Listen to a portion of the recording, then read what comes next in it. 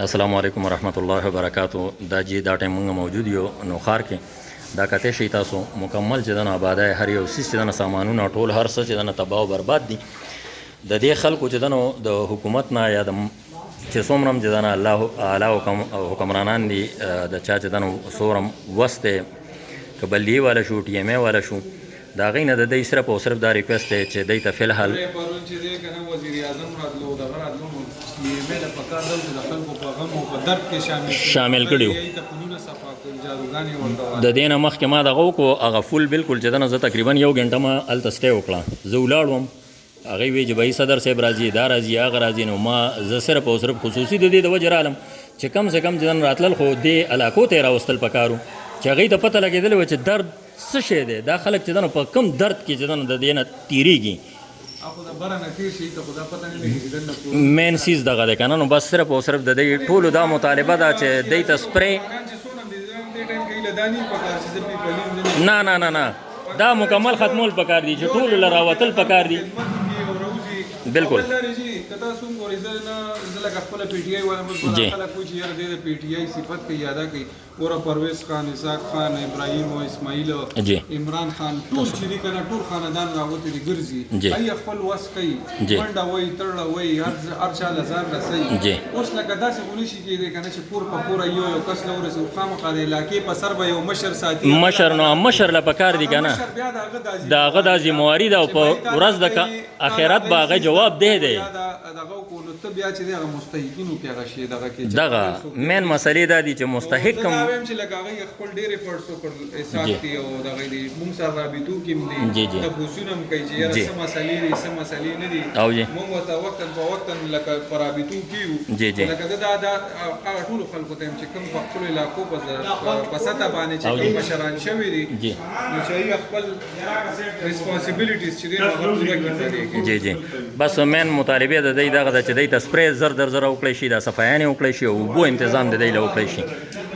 مونږ سره اوسه ان شاء الله دا اوس دا وګوره دا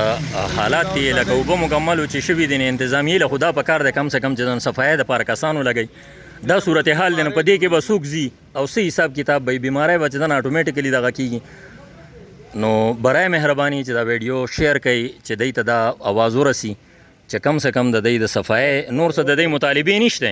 د دې صرف دغه مطالبه ده چې موږ ته د صفایانې وکړی شي سپری دی وکړی شي چې بیماری خورې نه شي او د اوبو د صفا اوبو تنظیم دی وکړی شي د دې صرف او صرف دغه مطالبه ده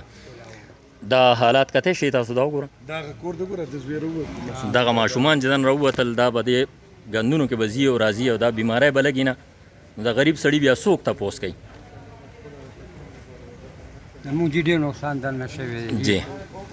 والا کمرې چې کم ډېر ډب دي لاندې ناست دي فرشونه ټول خراب دي ټول دي داسې دی چې تقریبا شپږ فوټه اوبه پکې دي دغه شی الله دې رحم وکړي بالکل ما د دې نه مخکې ویډیو کړې وه شپږ اووه اته فوټه چې دا ټوله